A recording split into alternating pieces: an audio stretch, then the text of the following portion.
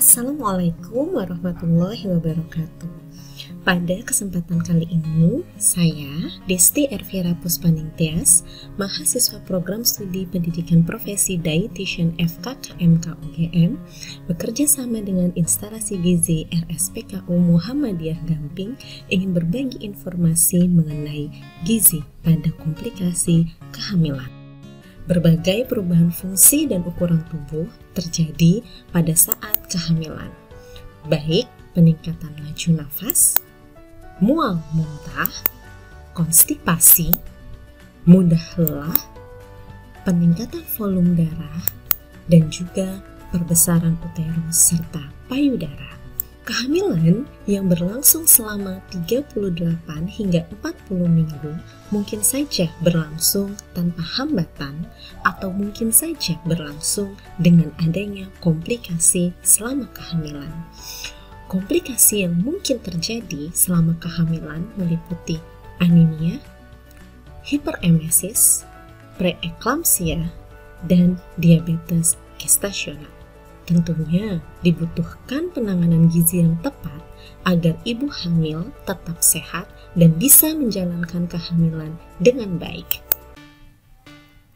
Lalu, bagaimana diet yang tepat selama kehamilan yang disertai dengan komplikasi? Makanan apa yang seharusnya ibu hamil konsumsi? Mari kita bahas satu persatu.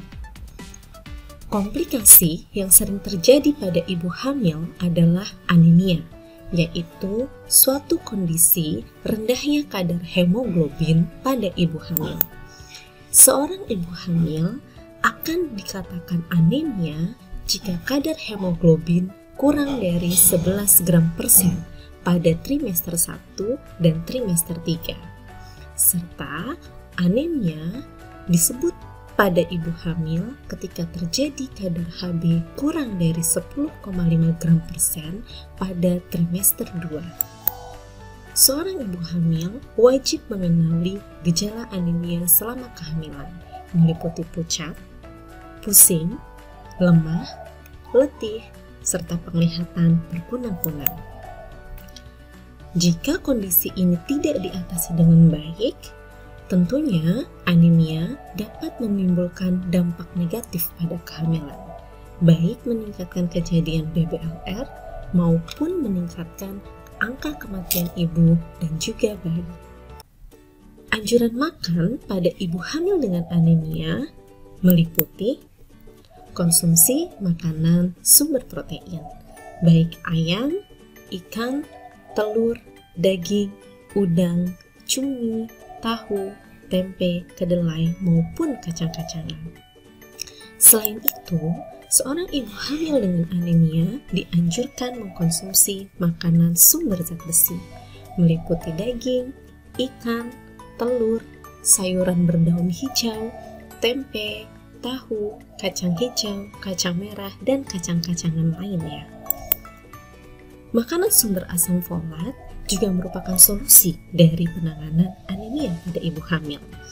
Asam folat banyak terdapat pada buah-buahan sitrus seperti jeruk, jeruk nipis, maupun lemon. Tidak kalah sayuran berdaun hijau, kacang-kacangan, hati, dan makanan yang difortifikasi folat seperti roti, sereal, dan juga pasta. Konsumsi enhancer besi atau makanan pendukung absorpsi zat besi juga menjadi solusi dari penanganan anemia pada kehamilan. Makanan ini merupakan makanan dengan sumber vitamin C yang banyak terdapat pada buah dan sayur seperti jeruk, jambu biji, anggur, apel, pepaya, stroberi, mangga, kiwi, tomat, dan lain-lain. Komplikasi yang kedua yaitu hiperemesis. Hiperemesis merupakan suatu kondisi mual dan muntah berlebihan dalam jangka waktu yang relatif lama. Ibu hamil dengan hiperemesis dapat mengalami muntah lebih dari sama dengan 10 kali dalam satu hari. Tentunya, bila kondisi ini tidak diatasi dengan baik, ibu hamil dapat mengalami dehidrasi, suatu kondisi kurangnya cairan di dalam tubuh akibat cairan yang keluar melalui muntah, atau maupun penurunan asupan makan. Menurunnya jumlah asupan makan yang masuk ke dalam tubuh ibu hamil dikarenakan mual dan muntah yang dialami oleh ibu hamil.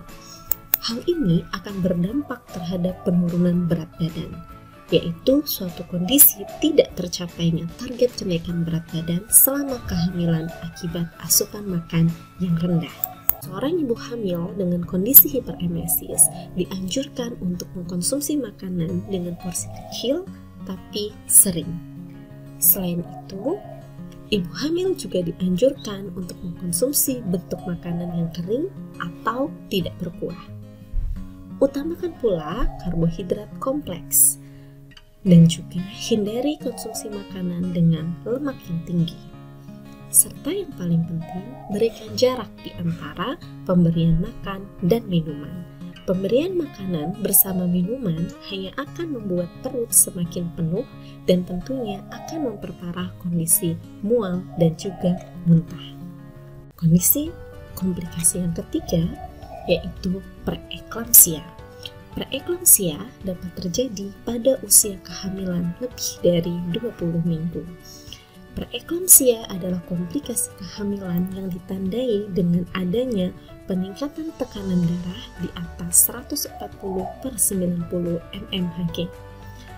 Hasil pemeriksaan protein dalam urin positif disertai dengan adanya penumpukan cairan di dalam tubuh, pusing berlebihan, dan perubahan fungsi penglihatan. Bila kondisi ini tidak teratasi dengan baik, akan terjadi pertumbuhan janin yang terhambat, kelahiran prematur, dan juga resiko peningkatan kematian ibu dan juga bayi.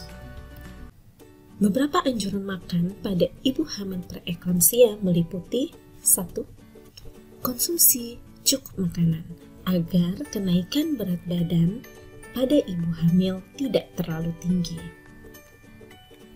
Pasalnya, kondisi preeklamsia berhubungan dengan kondisi kelebihan berat badan. Hal yang perlu ibu hamil ketahui, kenaikan berat badan yang dianjurkan selama hamil bergantung pada status gizi sebelum hamil. Jika ibu memiliki status gizi kurang sebelum hamil, total kenaikan selama hamil adalah 12,5 hingga 18 kilo atau setengah kilo dalam 1 minggu. Jika ibu hamil dengan kondisi status gizi normal, total kenaikan berat badan selama hamil adalah 11,5 hingga 16 kilo atau dengan kata lain 0,4 kg per minggu.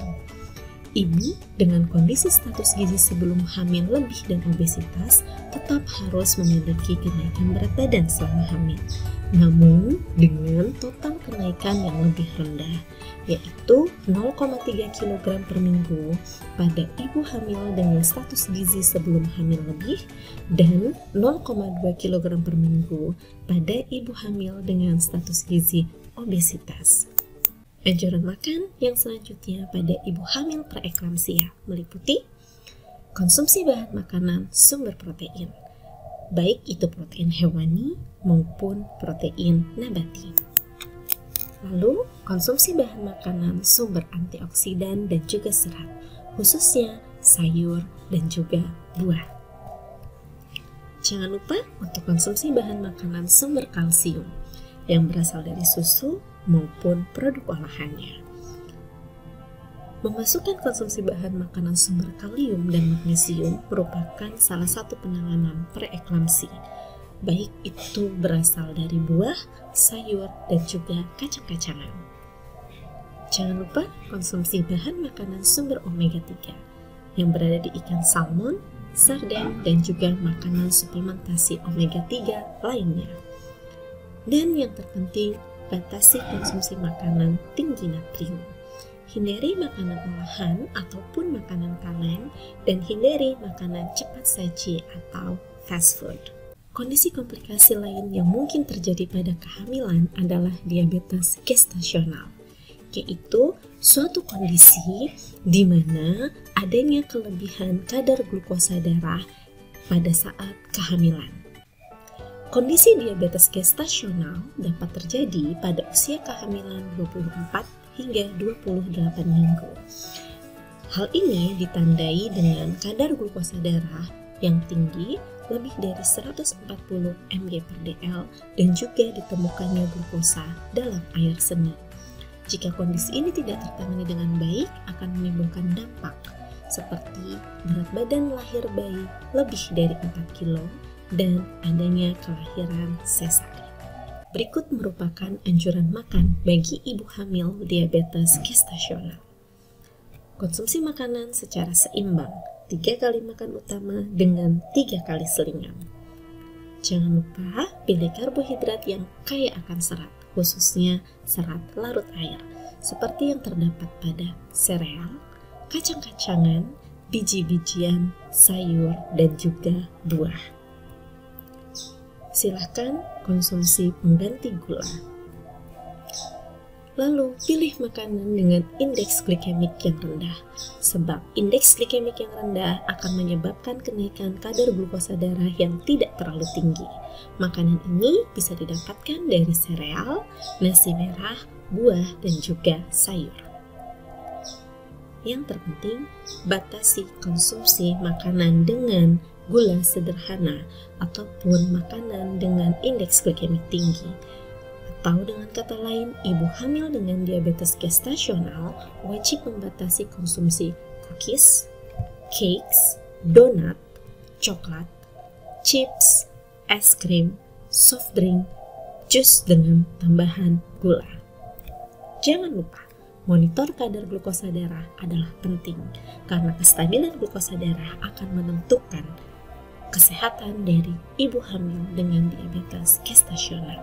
Pemenuhan kebutuhan gizi pada ibu hamil disertai optimalisasi kondisi komplikasi kehamilan tidak hanya bermanfaat untuk kesehatan ibu, namun juga bermanfaat untuk membentuk generasi sehat, cerdas, dan gemilang.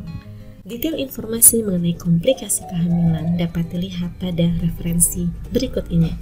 Terima kasih, tetap sehat, dan salam sehat selalu. Assalamualaikum warahmatullahi wabarakatuh.